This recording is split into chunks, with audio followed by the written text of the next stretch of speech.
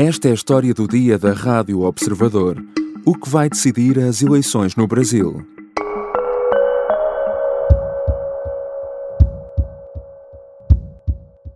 Corrupção houve.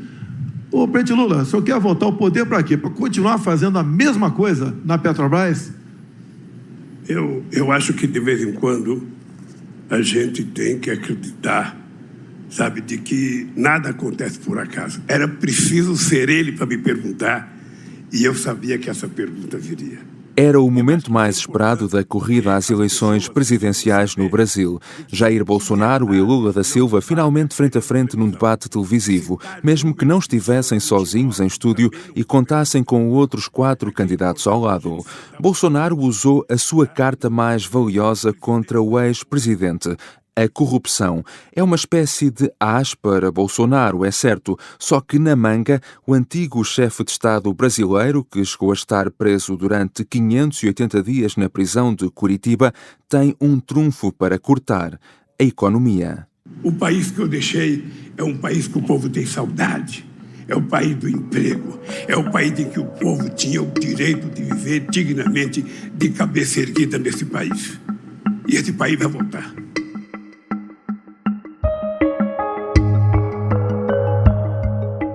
A primeira volta das eleições presidenciais no Brasil está marcada apenas para 2 de outubro, mas as coisas já começaram a aquecer há muito. O primeiro debate teve de tudo, desde ataques de Bolsonaro a uma das jornalistas, a um bate-boca nos bastidores entre aliados dos 2 principais candidatos, que esteve quase a escalar para a violência física. A cerca de um mês das eleições, o que esperar desta campanha? Que estratégias têm os candidatos e qual delas está a resultar melhor? E será que pode haver presidente à primeira volta? Eu sou o João Santos Duarte e nesta História do Dia vou falar com João Gabriel de Lima, jornalista brasileiro a viver atualmente em Portugal, que colabora com publicações como o jornal O Estadão e a revista Piauí.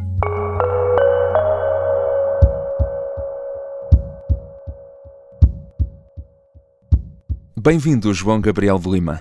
Muito obrigado. Para mim é uma honra estar aqui falando com os ouvintes portugueses a respeito das coisas do meu país, que é um país tão próximo, mas tão diferente de Portugal.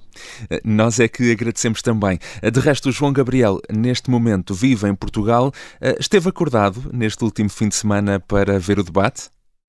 Fiquei acordado. O debate aqui em Portugal ele foi da 1 às 4 da manhã e todos os meus amigos brasileiros que moram em Portugal, que são muitos, ficaram acordados e eu sei porque nós ficamos conversando sobre o debate no WhatsApp, que é outra coisa que os brasileiros usam muito. Se alguém aqui em Portugal olhou na janela entre 1 e 4 da manhã e viu alguma janela com a luz acesa, provavelmente era um brasileiro. Eram brasileiros a trocar mensagens do debate. João Gabriel, para além do debate, na semana passada os principais candidatos já deram também entrevistas à TV Globo.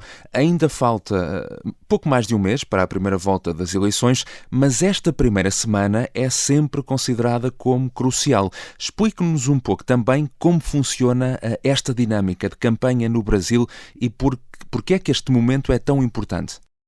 A dinâmica de campanha no Brasil ela é muito interessante porque ela se repete praticamente desde a primeira eleição da democracia, desde 1989. Ela tem uma primeira semana em que tem o primeiro debate, em que começa a propaganda eleitoral na televisão e que de uns tempos para cá tem também as entrevistas dos candidatos na TV Globo, que são as sabatinas, como se chama no Brasil, e que são em horário nobre. Esse ano elas duraram 40 minutos. Imagine no horário de maior audiência, do telejornal de maior audiência, um candidato conversando 40 minutos com jornalistas. 40 minutos na televisão é uma eternidade de tempo.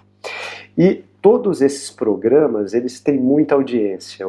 As sabatinas da Globo, os programas do horário eleitoral na primeira semana e o primeiro debate. Depois tem vários outros debates, o horário eleitoral continua, mas a audiência cai. A empolgação do brasileiro é muito no começo da campanha e depois na última semana de campanha. Então esse primeiro debate, que também tradicionalmente é na TV Bandeirantes, ele é um debate muito crucial. Só um dado interessante, foram 19 milhões de pessoas, segundo a estimativa, ficaram acordadas ontem para ver um debate. Mais ou menos 2 vezes a população de Portugal.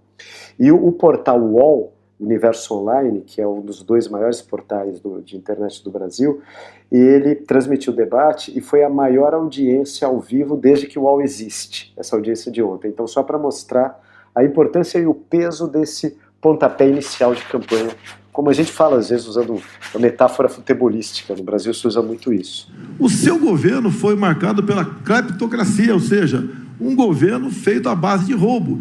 E essa roubalheira era para conseguir apoio dentro do parlamento. Não era apenas para o ex-presidente Lula, era para ele também conseguir apoio dentro do parlamento. Ouvimos então Jair Bolsonaro nesse primeiro debate. A corrupção será a principal arma de arremesso de Bolsonaro contra Lula da Silva, mas será suficiente para garantir hipóteses a Bolsonaro ou o atual presidente precisa aqui de outras cartas na manga se quiser ter hipóteses de ser reeleito? O presidente Bolsonaro, ele está usando uma estratégia muito semelhante à estratégia que ele usou em 2018. Em 2018, efetivamente, a corrupção era o tema que mais preocupava os brasileiros, segundo as pesquisas. E funcionou. O presidente Bolsonaro foi eleito.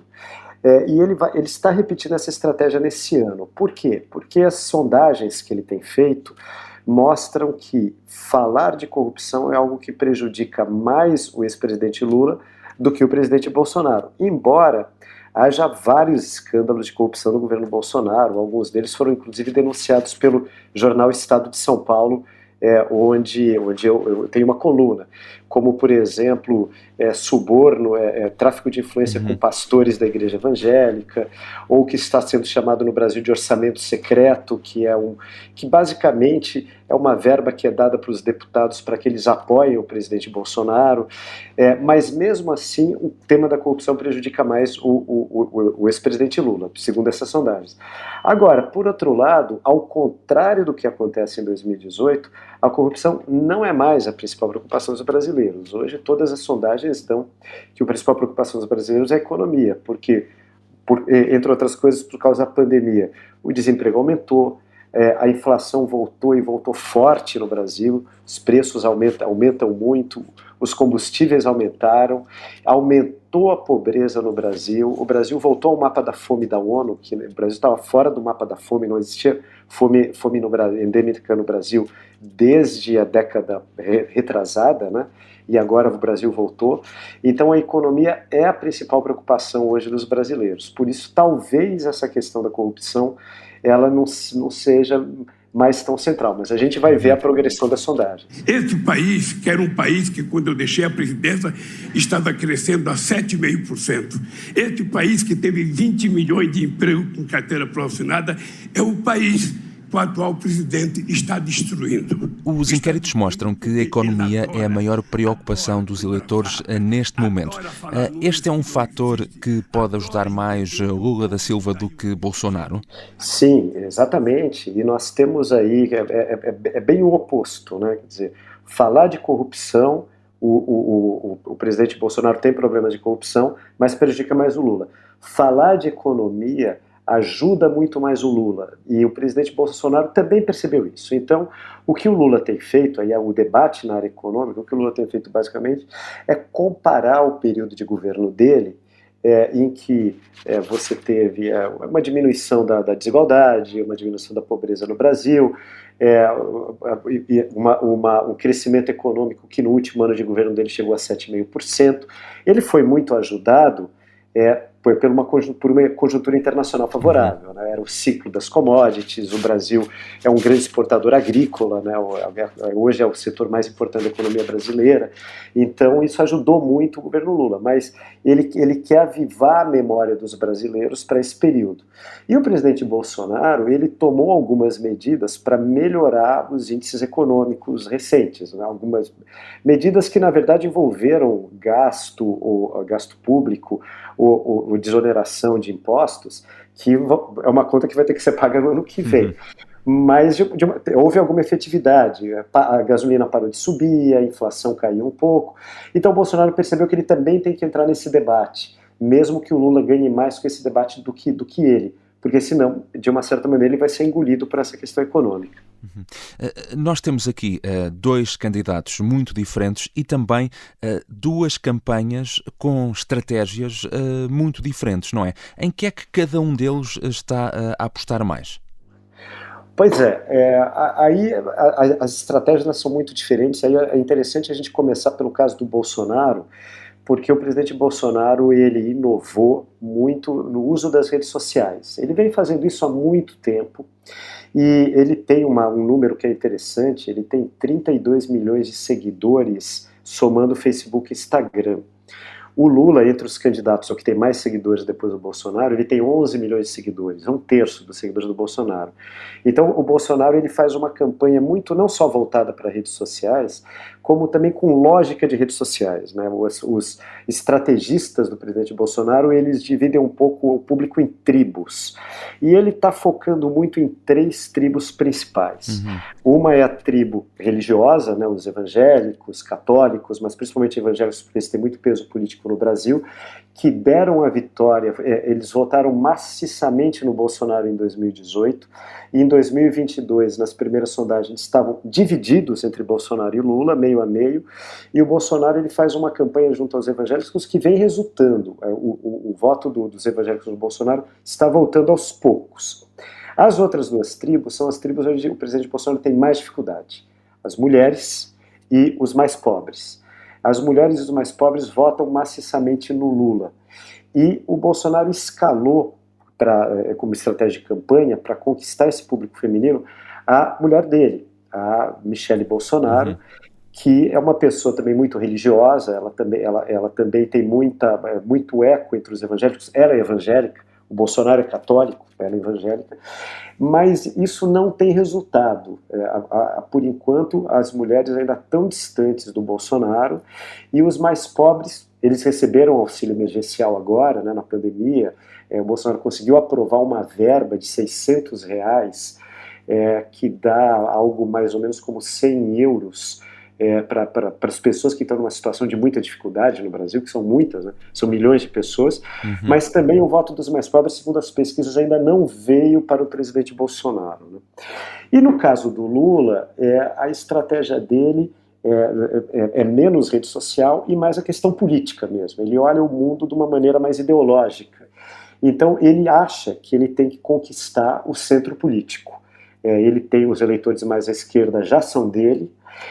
Na eleição que ele ganhou, na primeira eleição que ele ganhou em 2022, ele teve um vice-presidente de centro-direita, que era o empresário José de Alencar, e ele repetiu agora a mesma estratégia. Ele convidou para ser o vice dele Geraldo Alckmin, que era do PSDB, que é o partido de centro-direita do Brasil. PT e PSDB no Brasil, mal comparando, são um pouco como o PS e PSD. Então ele tentou fazer essa união entre o centro-direita e o centro-esquerda na campanha dele. E ele usou isso muito na entrevista da Globo. Ele falou quase mais do Alckmin do que dele próprio. Ele quer mostrar que ele está aberto a todas as tendências da sociedade e que ele vai somar a experiência dele como governante à experiência do Alckmin, que foi governador de São Paulo por 3 períodos e meio. Ele desde que o Brasil é uma democracia, é a pessoa que por mais tempo governou o estado de São Paulo. Ele foi eleito e reeleito 2 vezes, o Geraldo Alckmin. Uma vez como vice, depois ele entrou como principal, foi reeleito, e depois ele concorreu mais 2 vezes alternadamente e ganhou. Então, o Lula, a estratégia dele é política, é juntar o centro e a esquerda contra o Bolsonaro, que seria uma extrema-direita que junta também alguns eleitores de direita. Isso funcionou na última eleição. Ainda falta algum tempo para a primeira volta destas eleições, mas o que é que dizem neste momento as sondagens? A segunda volta é o cenário mais provável ou há aqui alguma hipótese delas ficarem mesmo resolvidas na primeira volta? Essa é uma excelente pergunta. E é a pergunta de $1 milhão, ou euros, ou reais, dependendo da moeda em que a gente vive, né? É muito interessante, o Brasil tem muitos institutos de pesquisa, E é muito e cada instituto divulga um número, quase todo dia sai uma pesquisa nova no Brasil. Então, o jeito que as pessoas têm usado para acompanhar a eleição de uma maneira mais serena são os agregadores de pesquisa. O jornal Estado de São Paulo, por exemplo, tem um agregador de pesquisa que ele atribui pesos diferentes a pesquisas presenciais, a pesquisas feitas por telefone, a institutos mais tradicionais em relação a institutos mais novos e tal. Esse agregador, há outros também, mas esse foi o primeiro, né, que foi criado pela área Estadão Dados, ele tem mostrado o seguinte cenário: as intenções de votos, na média, elas estão se mexendo muito pouco desde abril.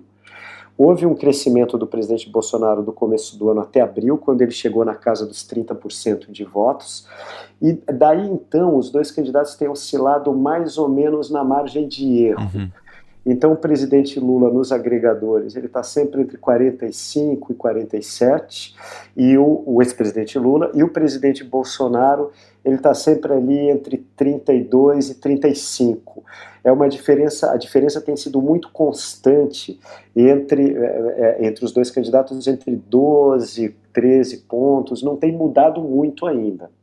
Então, as sondagens dizem isso, é um cenário mais ou menos parado. Quando você olha os grupos, você vê o Bolsonaro crescendo em alguns grupos específicos, principalmente, como eu disse aqui, o grupo dos evangélicos, e tentando crescer nos outros grupos, né? Mas isso ainda não apareceu nos grandes números. Aí, respondendo à tua pergunta especificamente do segundo turno, neste cenário, a eleição está na margem de erro de ser decidida no primeiro ou no segundo turno. Ou seja, por exemplo, com o número do agregador da semana passada, o Lula ganharia no primeiro turno por uma pequena margem. Dependendo de não dá para garantir, porque se ele oscilar um pouco para cima ele ganha, se o Lula oscilar um pouco para baixo vai ter segundo turno. Então essa pergunta ainda não dá para ser respondida ainda.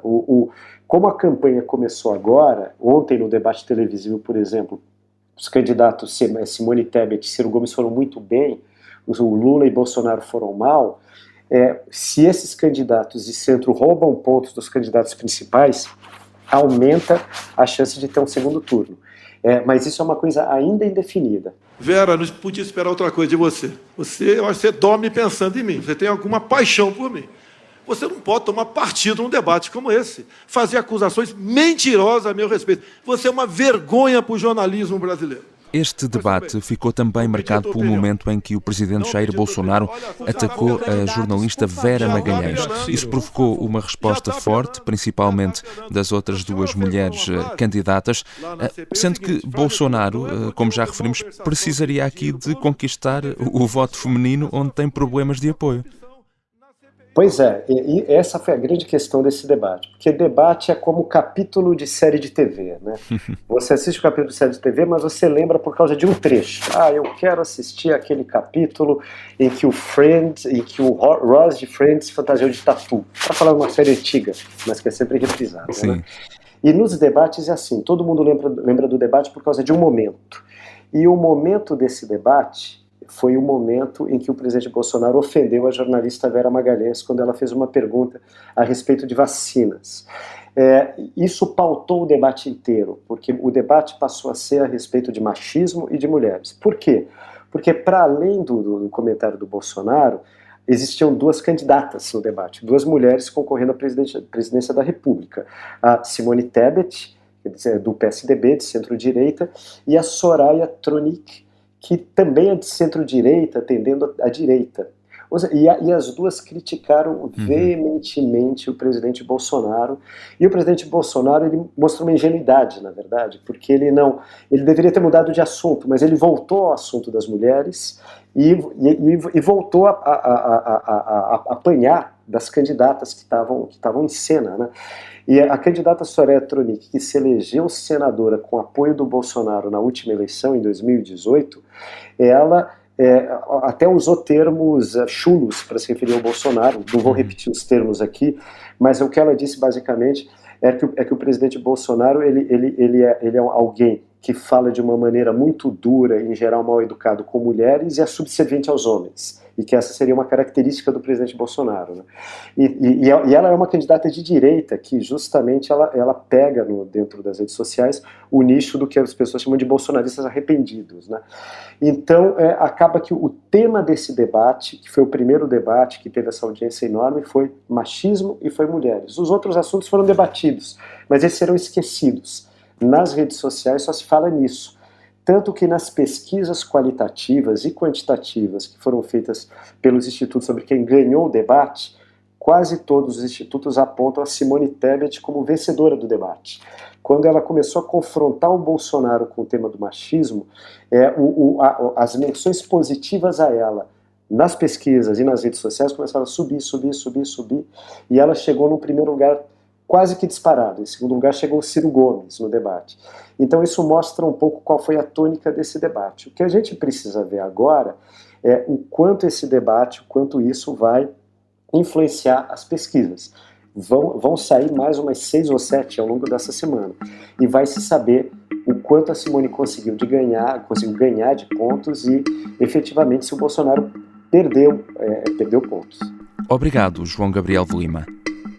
Eu que agradeço, sempre à disposição, sempre que vocês quiserem me chamar.